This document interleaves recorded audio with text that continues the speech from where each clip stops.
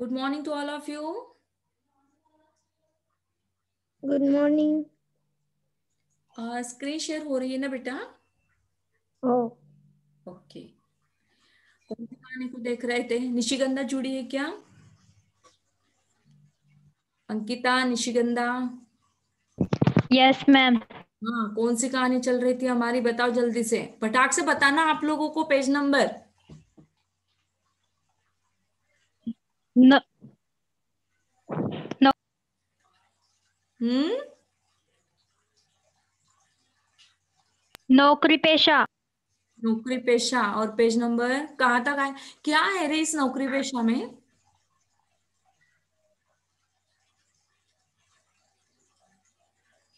इस कहानी में क्या बताया गया है? बताओ जल्दी जल्दी बताओ। किसे लेकर है? कहानी का नायक कौन है मुझे बताओ। चलो, कहानी का नायक बताओ।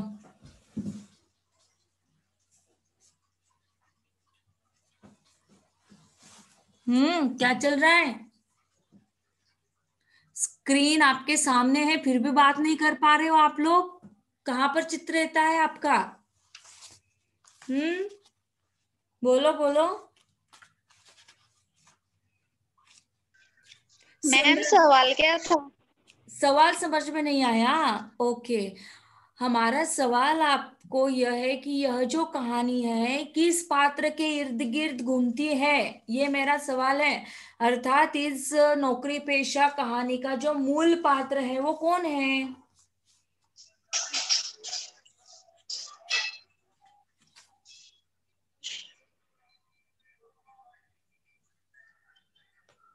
बाबू Radhelal. Babu Radhela. Babu Radhelal. Very good, very good, बहुत बढ़िया। मतलब आप लोगों को समझ में आ गई है कहानी, है ना? हाँ मैम, आप इतने अच्छे सिखाते हो तो क्यों नहीं ध्यान में आएगी। वेरी गुड, बहुत बढ़िया बेटा। हाँ, कहाँ तक आए थे आप में से कोई बता पाएगा? ये सफाई करना, मंदिर जाना, राशन लाना, संभव हो तो शाम को सांप के घर जाना, मैंने 47। और आके सो जाना। गोबर पड़ा हुआ था, हमने कल देखा था। साइकिल पर साइकिल आई थी और साइकिल पर जैसे वो वहां पर मैम दीवार। 47 पेज नंबर चालू था। कौन सा पेज नंबर? 47। हाँ, ओके। अब वो ये हुआ था हमारा, डायरी निकालते हैं, गांधी डायरी, और उस पर नोट करते हैं। और कल शाम को 4 बजे दद्दा के घर पर भोज का इंतजाम करने जाना है, और 1 घंटा छुट्टी के लिए बड़े बाबू से सुबह करना है, कहना है। ठीक है, यहां तक आए थे? Yes ma'am. Okay, good. अब देखिए, हुआ क्या कि जब वह कहता है, कोई उनके घर पर आता है और कहता है कि हमें भोज करना है। और कब? तो कल 4 बजे आप शाम को आ जा। अब 4 बजे तो नहीं आ सकता वो, उसकी ड्यूटी 5 बजे खत्म होती है। लेकिन वो कहता है कि ठीक है, 1 घंटे पेशतर आ जाऊंगा, मतलब 1 घंटे में पहले आ जाऊंगा। और फिर जैसे कि पुराने लोग राम राम करते हैं, अभी तो हम लोग गुड मॉर्निंग करते हैं, गुड नाइट कहते हैं, तो उस जमाने में। और देखिए ना कि हम जब अपने पिता को देखते हैं, अपने पेरेंट्स को, तो या हमारे दादा को, है ना, तो दादाजी आज भी राम राम करते हैं। किस कोई भी मिल जाता है तो तुरंत राम राम कर ले रहे। तो ये जो राम राम वाली बात है, ये प्राचीन परंपरागत जो संस्कार है उसे प्रस्तुत करते हैं। तो राम राम हो जाते हैं दोनों की, और लाला राम भरोसे निश्चित होकर उठ जाते हैं। राधे लाल ने बैठक के किवाड़ लगाया और जेब से गांधी डायरी निकाली और उस पर नोट किया। इस कहानी से आप सभी लोग, आप ही नहीं हमें भी एक मिल जाता है कि ये जो डायरी लिखते हैं ना, ये पर्सनल डायरी सभी को लिखनी चाहिए, आपको भी और हमें भी। कि जैसे हम 4 बजे उठे, पता नहीं 4 बजे जगते या नहीं जगते हैं। 6 बजे तो मम्मी बड़े प्यार से बुलाती होगी, लेकिन कितने जोर से चिल्लाते हैं मम्मी पर, सोने दो मुझे, ऐसी आवाज होती है ना, होता है ना ऐसा? होता है नहीं होता है? कंप्यूटर से या लैपटॉप से बात कर रहे हैं क्या? हम आप लोगों से बात कर रहे हैं दीवारों पर से? नहीं नहीं मैम। नहीं नहीं कर? मैम। अरे बाप रे, इतने अच्छे बच्चे हैं मेरे। क्या आप मम्मी पर गुस्सा नहीं होते हैं जब मम्मी आपको बुलाने के लिए आती है, जल्दी उठाने के लिए आती है तो बिल्कुल गुस्सा नहीं करते? बिल्कुल मैम नहीं। हम मम्मी के एक आवाज पे ही उठ जाते। ओ बाप रे, वेरी गुड। देखो देखो, गलत मत कहना है ना, और यदि गलत कहते हो तो आप फंस जाओगे। किसने कहा है कि एक आवाज पे उठ जाते हैं? मैम निशिगंध। निशिगंधा। ओके, हम आपके मम्मी पापा से बात करेंगे, है ना। एक पेरेंट्स मीटिंग रखवाएंगे, जैसे पेरेंट्स मीटिंग कॉलेज में रखवाए ना, वैसे हिंदी डिपार्टमेंट में पेरेंट्स मीटिंग रखवाई जाएगी। उस संदर्भ में देखेंगे हम क्या आप झूठ बोल रहे हो सही बोल रहे हो। बिल्कुल मैम, बेशक रखिए।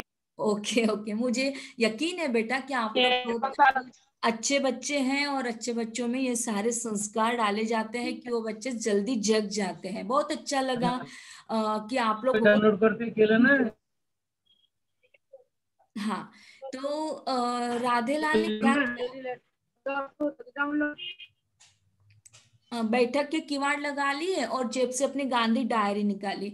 अभी और एक चीज आप लोगों के लिए और हम लोगों के लिए भी है कि हमें क्या करना चाहिए, डेली डायरी बनानी चाहिए कि जो मैंने आज काम किया और जो मुझे काम करना है, ऐसी डेली डायरी। और उस पर हम लोगों को क्या करना है, नोट करते जाना है। और ऐसा ही है कि कल शाम को हमें 4 बजे दद्दा के घर पर भोज का इंतजाम करने जाना है। चलो, भूख लगी होगी आपको भोज का नाम लेते ही। 1 घंटा छुट्टी के लिए बड़े बाबू से सुबह कह देंगे, मतलब अभी 1 घंटा पहले जाना है। तो किसके साथ बात करनी होगी? पहले बड़े बाबू के साथ मुझे सुबह ही कहना होगा, तभी हम शाम को निकल पाएंगे। देखिए बेटा, ड्यूटी करना आसान नहीं होता। किसी भी जगह पर चले जाते हैं आप तो ड्यूटी इज ड्यूटी।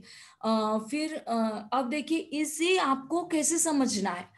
हो सकता है कि आपके घर में आपके पापा को आपने समय दे दिया है और पापा ने भी आपको समय दिया है, लेकिन उनके जो बड़े बाबू है या उनके जो ऑफिस में उनके जो सीनियर्स हैं, वो यदि उनको समय नहीं दे पाते हैं या परमिशन नहीं दे पाते हैं, है ना, तो वो जल्दी घर पर नहीं आएंगे। तो आप खफा हो जाते हैं, गुस्सा हो जाते हैं। तो ऐसा नहीं होना चाहिए, क्योंकि यहाँ पर एक रिक्वेस्ट दिखाई देती है कि 1 घंटा छुट्टी के लिए बड़े बाबू से सुबह ही कह देंगे कि मुझे शाम को घर जल्दी जाना है, इसलिए मुझे 1 घंटा आप जल्दी छुट्टी दे दो। तो इस पर दो, इस एक ही वाक्य में हमें दो चीजें मिल जाती। कौन सी? पहले तो हमें डायरी को नोट करना है, हमेशा हमेशा के लिए पूरी जिंदगी भर हमें डायरी को लिखना है कि हमने आज क्या किया, कौन सा काम किया, और हमें कौन से कामों को हमने कौन सा अंजाम दिया, और आगे हमें क्या काम करना है। ओके। और फिर 1 घंटा छुट्टी के लिए हमें सुबह अर्ली मॉर्निंग में ही अपने बड़े जो सीनियर है उनके साथ बात कहनी है। डायरी जेब में डाली और भीतर पहुंचे। तो पत्नी के कुछ कहने से पहले उन्होंने जेब से कच्ची नींबू निकालकर घरौंची पर रखते हुए कहा, ये दफ्तर की बगिया के हैं। माली कहने लगा, बाबू इतना रस है इनमें, अभी पकने पर तो मुसम्मी को मात करेंगे। वह तो 4-5 दे रहा था, हमने कहा 2 काफी। क्या ये वाक्य सही है? क्या उसे माली ने दिया था नींबू? Yes ma'am. किसने इसमें हम कहा? उसने चुराए थे टीचर। एग्जैक्टली देखिए, उसने चुराए थे, है ना, क्योंकि वो अपनी धर्म पत्नी को खुश रखना चाहता था। उसके पास तो पैसे थे नहीं, तो फिर उसने क्या किया, मालिक की नजर बचाकर फुर्ती से 2 तोड़ लिए। और उसकी आस्तीन जो है, मतलब वो हमने देखा ना कि वो पुराना सा कोट पहनता है और उस कोट में डायरी रखता है ना। तो उसकी आस्तीन में, उसकी जो आस्तीन है वो कांटों में यदि न फंसती तो शायद वो 1-2 और मार लेता। पत्नी को जरा ठीक देखा तो दूसरी जेब से रिबन की गिरिया निकालते हुए बोले, ये लो, तुम्हारा डोरा लपेटने के काम आ जाएगी। पेंसिल रोज रोज थोड़ी ही धरी है, मिल जाएंगी पेंसिल भी। अब देखिए, वो पेंसिल भी लाने की जिद करते कि मुझे पेंसिल भी चाहिए, और लाने की चाहे तो ले आओ, कोई चू नहीं करेगा। पर ऐसा तो अच्छा नहीं लगता। ऑफिस की दफ्तर की जो चीजें होती है वो दफ्तर की होती है, मतलब वो अपने पब्लिक प्लेस की जो जो भी चीज होती है, अपने यहाँ की ऑफिस की, दफ्तर की अपनी थोड़ी होती है, उस पर अपना थोड़ी अधिकार होता है। लेकिन जब ये अंतरात्मा हमें कसोटती है कि नहीं ये अच्छा नहीं है, ये बुरा काम कर रहे हैं, और जिस कारण उसने नींबू भी लेकर आया, पेंसिल आने लाने की बात वो कर रही है, तो इसलिए वो कहता है कि ये अच्छा नहीं है। मतलब देखिएगा कि दूसरों की चीज पर अपना अधिकार जमाना अच्छी बात नहीं है। ये इस वाक्य से हमें सीख मिलती है। दफ्तर के रुस्वा भर चीज भी इधर उधर नहीं होती, मतलब एक चीज भी इधर उधर नहीं होती। डाक खाने वाले अभी याद करते हैं, 23 दिन उनके यहाँ नौकरी की थी, एक पाई का फर्क नहीं पड़ा। सब अभी तक मानते हैं, पोस्ट मास्टर साहब अभी तक याद करते हैं, अपना काम चौकस चाहिए।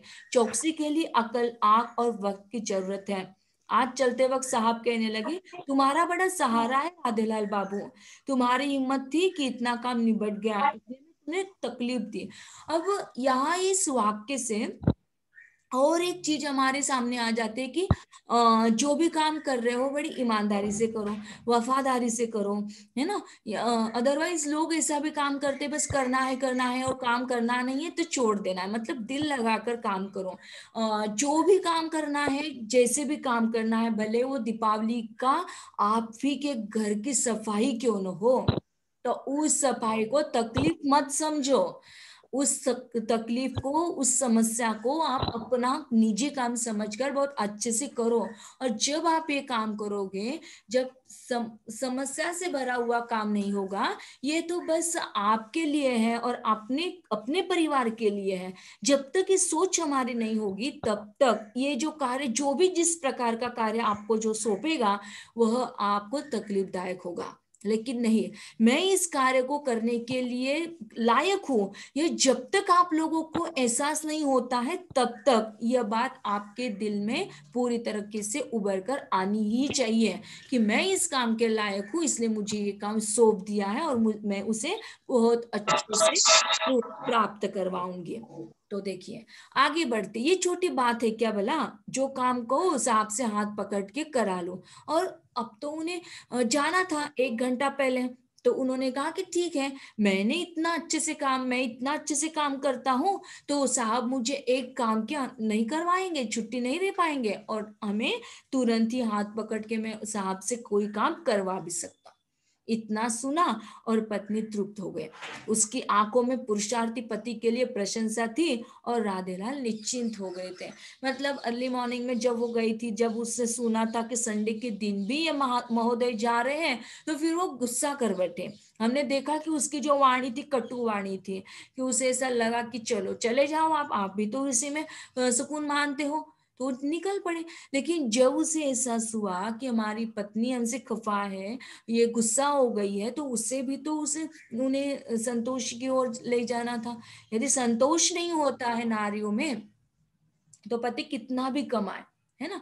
संतोष का कोई टैबलेट होता है क्या रे? संतोष नाम का कोई लड़का नहीं है, संतोष नाम का कोई टैबलेट होता है कि मुझे बताओ। संतोष किसे कहेंगे? तृप्ति जिसे कहेंगे, हम उसे समाधान कहेंगे, है ना। ये जो संतुष्टि कहेंगे, तो ये जो संतुष्टि है या ये जो समाधान है, ये जो तृप्ति है, ये कहाँ से आती है? बताओ कहाँ से आती है? मन की शांति। हाँ, मन की शांति। देखिए बेटा, मन की शांति नहीं होती है यदि मेरे पड़ोसी के पास 10 साड़ियां है, 10 ड्रेस उसके हैं। यदि निशिगंधा के पास 25 ड्रेस है, तो आकांक्षा कहती कि नहीं मुझे तो 50 और चाहिए। तो ये जो ईर्ष्या वाली बात है ना, नहीं है, मेरे बच्चे सब ठीक ठाक है, कोई किसी से ईर्ष्या नहीं करता है। लेकिन एक जस्ट एग्जाम्पल आपको बताना चाहेंगे कि हम क्या करते हैं, एक दूसरे की ओट लेते हैं। एक ने ले लिया, बस मेरे पास भी हो, मेरे पास भी हो। जब इस प्रकार की ईर्ष्या बढ़ जाती है, तो निश्चित ही तौर पर हमारी आशाएं बढ़ जाती हैं, और आशाएं बढ़ती, अपेक्षाएं बढ़ती, और जब अपेक्षाएं पूरी नहीं होती, तो क्या होता है, निराशाएं प्राप्त होती है, और वही से अतृप्ति, समाधान नहीं होता। लेकिन हमारे दिल में ये समाधान होना चाहिए। तो बस वही है, तृप्ति आ गई उसके चेहरों पर, उसके आंखों में। एक पुरुषार्थ पति के लिए जो प्रशंसा थी कि चलो इतने बड़ा बाबू है और मेरे पति को लाइक करता है, बस उसी से वह निश्चिंत हो जाती है। और राधेलाल भी उसकी आंखों की जो संतुष्टि है, उसे देखकर निश्चिंत हो जाते हैं। यहां तक क्लियर हो गया हो? आपकी आज्ञा हो तो हम लोग आगे बढ़े, बताइएगा क्या किया जाए? जी हाँ मैम। धन्यवाद। Yes ma'am. ओके, ये छोटी बात है क्या भला? जो काम हो कहो, सांप से हाथ पकड़ के करा लूं।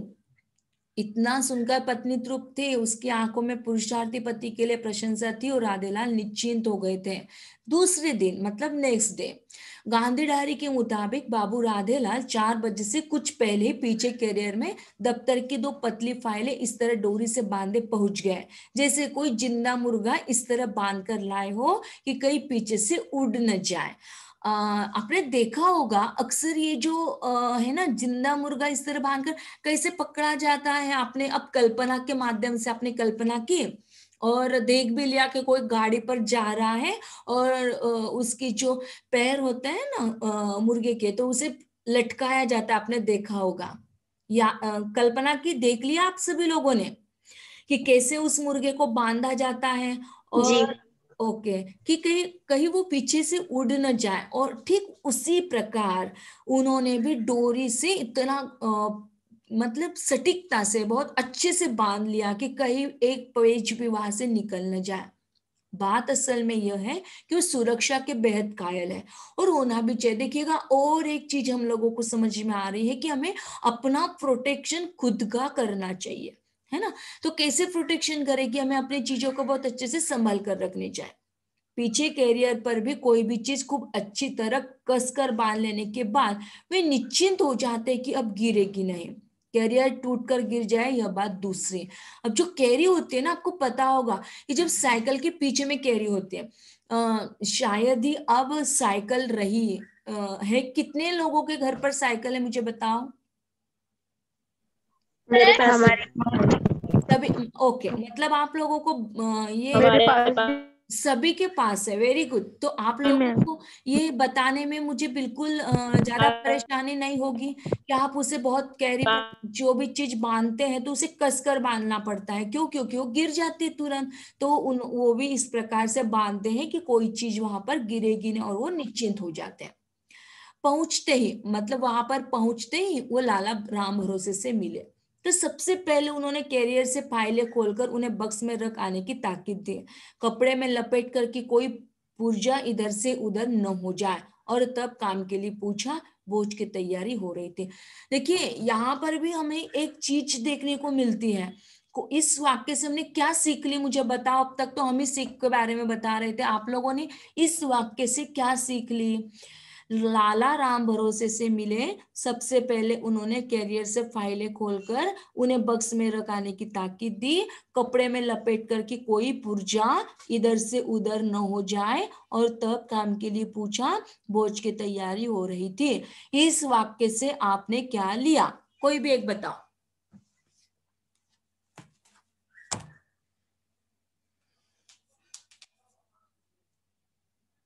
कौन बताएगा? इस वाक्य का अर्थ मेरी समझ में नहीं आ रहा है। आप में से कोई है जो बता पाए?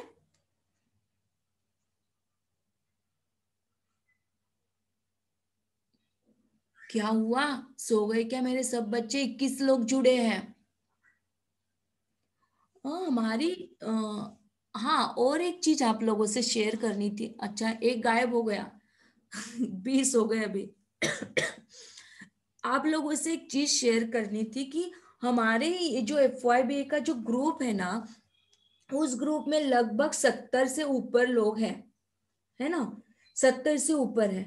तो आप लोग ऐसा क्यों होता है बेटा कि केवल 25 लोग हमेशा जुड़ते हैं, बाकी के 77 हैं? 70 नहीं, 77 लोग हैं। तो आप में से इतने लोग कहाँ चले गए हैं? केवल 20% है। 10% हमारी एंट्री होती है। What is the problem? क्या प्रॉब्लम है आप लोगों को? देखिए, ये और हो रहा है ऐसा। 18, 19, अभी तो 21 थे, 21 के 19, 20 हुए, 20 के 19 और 18। Any problem to you? क्या हो रहा है बेटा ऐसा है? क्यों बाहर निकल रहे हो आप लोग? कुछ सहेलियों को प्रॉब्लम है कि उनके पास वो जियो का छोटा फोन है ना, उसमें जूम या मीट एक्टर क्या बोलते हैं, वो ऐप में इंस्टॉल हो रहा है उनके ऐप। और क्लासरूम ऐप भी नहीं है उनके पास, वो ऐसी परमिशन नहीं देते उनकी फोन में। बेटा आप बोल तो रहे हो लेकिन आपकी आवाज हम कुछ सुन नहीं पा रहे हैं।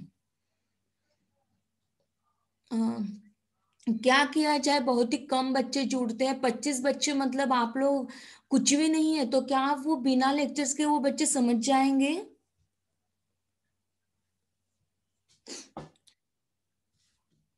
कैसे होगा उन बच्चों का, कैसे? अटेंडेंस भी नहीं उनका, उनका प्रेजेंट भी नहीं, तो समझेंगे कैसे वो बच्चे? चलो कोई बात नहीं, ये वाक्य आपको समझ में आया? कौन बता? हाँ, हाँ बताइए, आपका पहले नाम बताइएगा।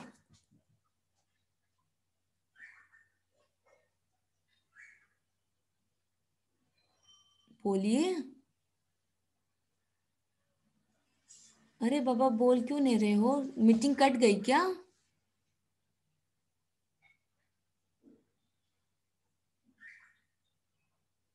चलो आप में से कोई बता नहीं पा रहा है, हम ही बोल देते हैं, या आपको किसी को बोलना है? इस वाक्य से क्या आप लोग कुछ ले पाए? देखिए वो आए, वहां से बाहर से आए और उन्होंने पहले अपनी फाइलें निकाली, वहां से कैरी से फाइल खोली और बक्स में रख आने की ताकीद भी दी। मतलब क्या कहा कि चलो ये सारे फाइल्स को पहले रख दो। और रखने से पहले उन्होंने क्या किया, एक बड़ा सा कपड़ा लिया और उस कपड़े में लपेट लिया, ताकि कोई भी पुर्जा, मतलब कोई भी एक छोटा सा कागज भी इधर का उधर न चला जाए। ये पहले काम किया। मतलब ऑफिस से जो उन्होंने फाइल लाई थी, उस फाइल को पहले उन्होंने रखा अच्छे से और फिर उसके बाद में वो दूसरे कामों में लगे। इससे हम लोगों को निश्चित तौर पर यह प्राप्त हो जाता है कि हमें कोई भी काम करने से पहले जो पहला वाला काम हमने अपने हाथों में लिया हुआ है उसे हमें कंप्लीट करना चाहिए। ओके, यहां तक क्लियर हुआ? अभी आगे बढ़े। Yes ma'am. ओके, राधे लाल को पुड़िया निकालने का काम सौंपा गया।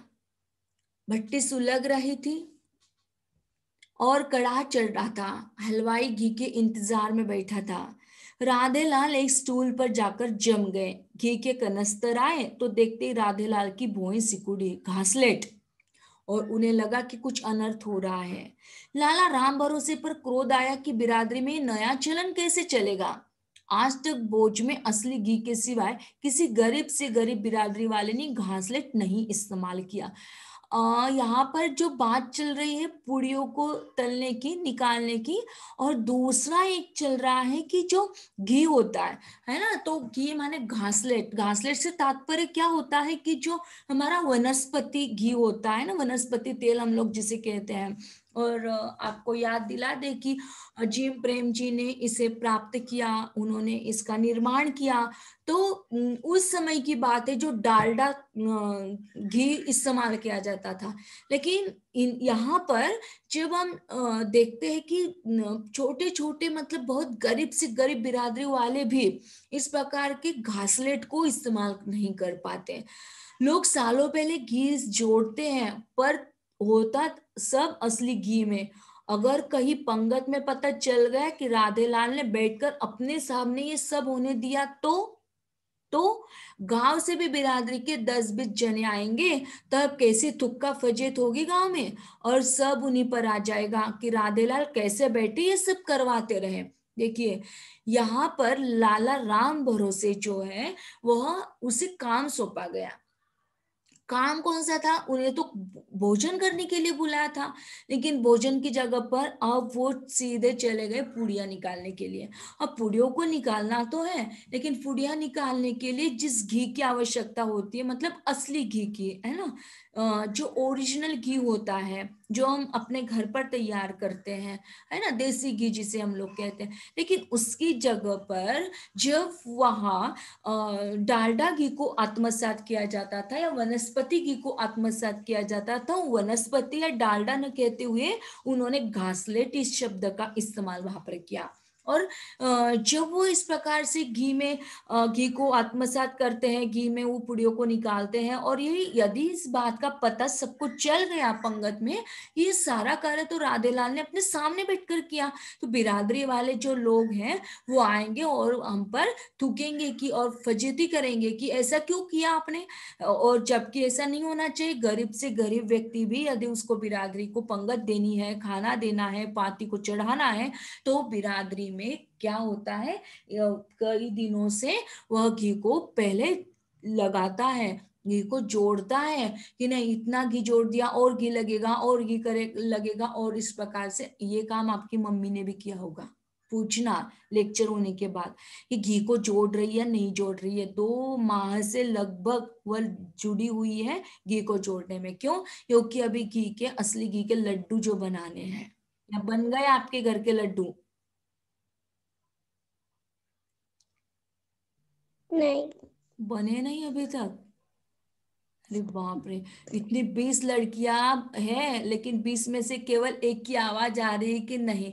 आपको ऐसा लग रहा है क्या कि मैडम आप हमारे घर पर आ जाएंगे और हम हमारे घर के लड्डू सब खा जाएंगे, ऐसा लगता है आपको? नहीं मैम। एक की भी आवाज नहीं है कि हाँ मैडम? नहीं मैम। चलिए बेटा, दीपावली तो अभी दूर पर है, लेकिन अभी से हमारे घर की दीपावली का त्योहार मनाने का प्रयास किया जा रहा है ना? क्योंकि अभी जैसे संडे एक्टिविटी हुई, तो उस संडे एक्टिविटी ने दीपावली का माहौल क्रिएट करवा दिया कि चलो किसी ने कंदील बना दिया, किसी ने दिखा दिया कि चलो इस प्रकार को हम घर को सजा सकते हैं, तो ये क्रिएट हो गया है।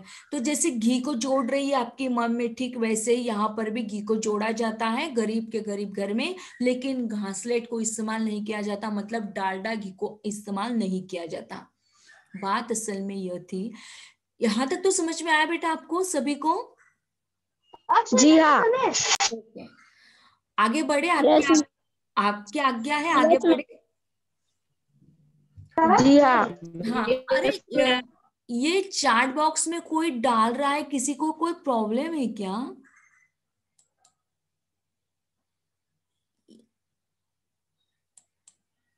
ओके ओके, ठीक है।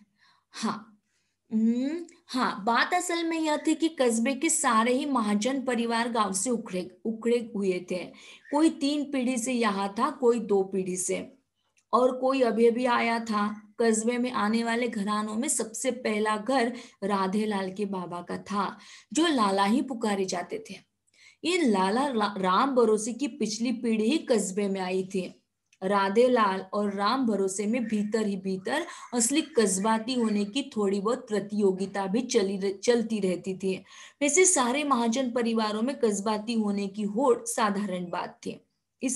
इसीलिए ढोलक मजीरा के साथ साथ लाला राम भरोसे ने 2 घंटों के लिए बैटरी लाउडस्पीकर भी लगवाया था।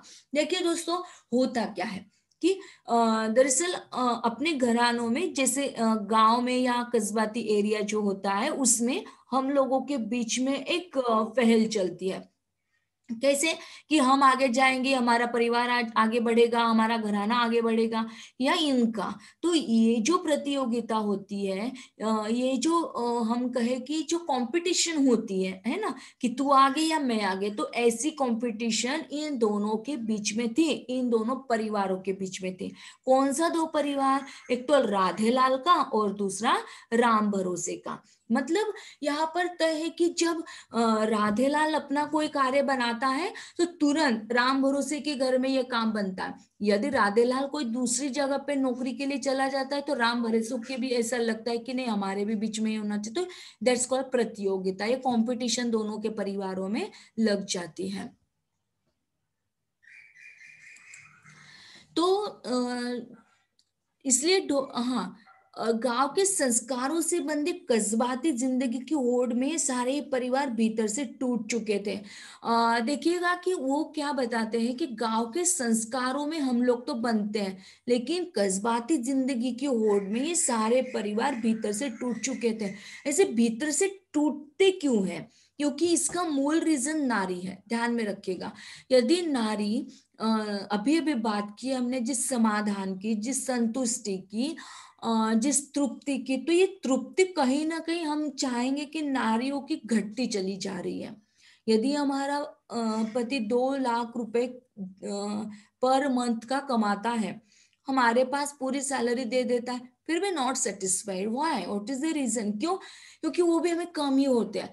एक गाड़ी लेते हैं, दूसरी गाड़ी खरीदते हैं, फिर उससे भी मन उचट जाता है, और तीसरा मतलब ये जो हमारी लगभग इच्छाएं है ना, तो इन इच्छाओं से हमारा मन उचट जाता है। और जब हमारी इच्छाएं बढ़ जाती है तो अंदर ही अंदर हमारे परिवार के भीतर एक घुटन भरी जिंदगी होती है, जिसके कारण लड़ाई झगड़ा और फिर परिवार का विघटन। लेकिन तीज त्योहार, बहुत सारा गम खुशी के सारे आयोजन अभी तक उसी गवई, दरिया दिली, इफरात और खुलेपन से होते थे। कस्बाती चुस्ती और काइयापन धीरे धीरे घर कर रहा था। पर बिरादरी के मामले में वही गवाही ठाट जरूरी समझा जाता, नाक ऊंची रखी जाती थी। मतलब चाहे कुछ भी हो जाए, चाहे कुछ भी हो जाए, हर तीज में, त्योहारों में वो जो सारा आयोजन किया करता था, उस आयोजन में कोई भी कमी न होती थी। और वो जो चुस्ती होती है, या जैसे धीरे धीरे जो कायापन होता है, कस्बाती चुस्ती, मतलब एक बिरादरी के मामले में जो गवाही ठाट होता है, मतलब एक ऐसा आन बान, अपने घर में खाने को नहीं हुआ तो कोई बात नहीं, लेकिन औरों को खिला दे जरूर। और तो जिसके कारण, हाँ उन्होंने तो अच्छा भोजन दिया, बस ये अच्छा भोजन दिया, ये कहने वाले लोगों की संख्या बढ़े और हम अपने नाक को बचा पाए। देखिए, हाथ पेट टूट गया तो लोग हमारे घर पर देखने के लिए आएंगे, लेकिन यदि आपकी नाक कट गई तो लोग आपके घर पर देखने के लिए नहीं आएंगे, बल्कि आपके घर को एक कोने में रखवा देंगे, और आप, हमारे घर को कोई पूछेगा भी नहीं, ऐसा होगा। तो जिस कारण वो कहते हैं कि नाक ऊंची रखी जाती, मतलब नाक का महत्व बहुत ज्यादा होता है। यहाँ तक क्लियर हुआ बेटा आप सभी को? हाँ। आगे बढ़े।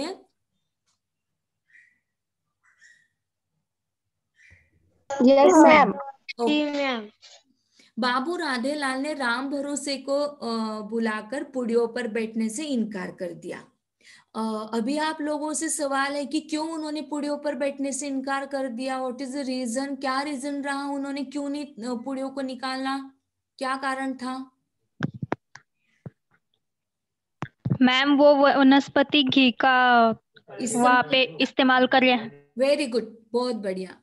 लाला राम भरोसे ने बहुत समझाया, अब गांव की बात और मर्जात जाने दो राधे। वहां हर घर का कामकाज में सिरधा से घी अन्न पूछता था तो सब निप जाता था। अब यहाँ किसने मेरे घर के लिए सिर रोपा है?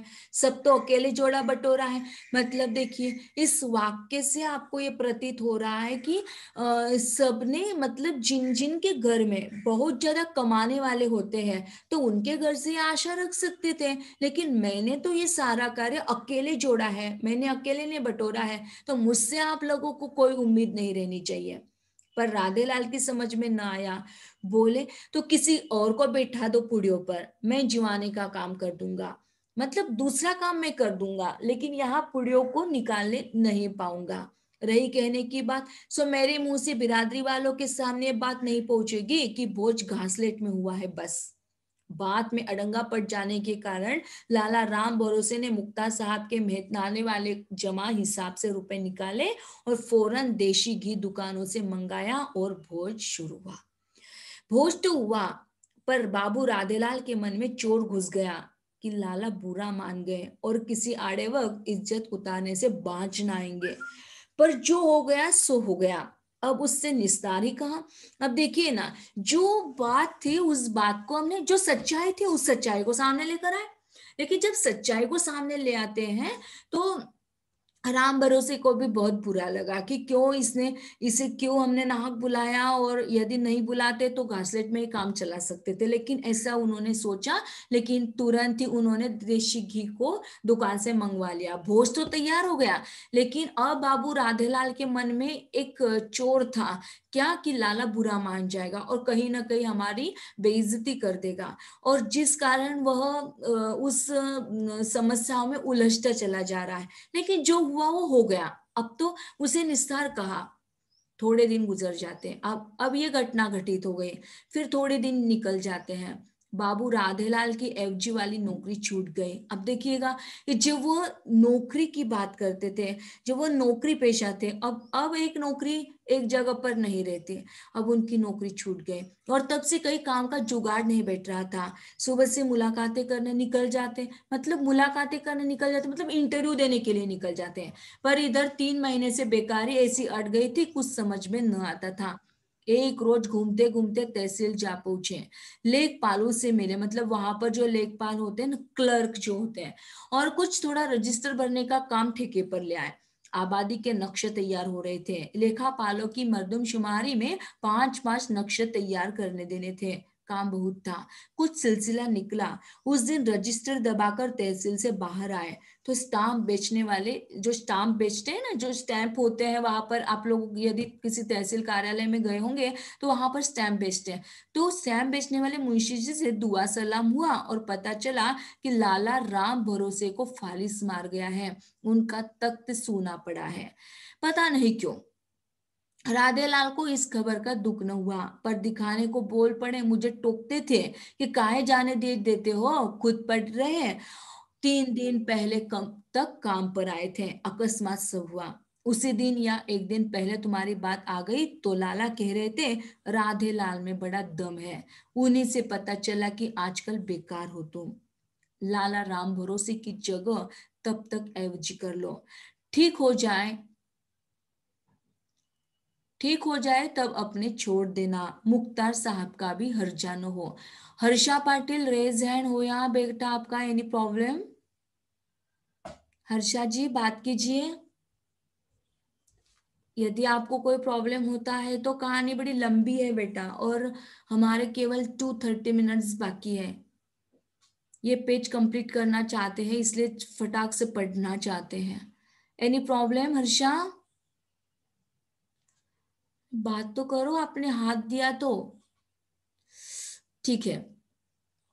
हाँ, बात राधेलाल के जची पर वो जानते थे। लाला राम भरोसे को सपने में भी पता चल गया कि उनकी एफजी के लिए तैयार है, तो किसी दूसरे आदमी की सिफारिश पहुंचा देंगे।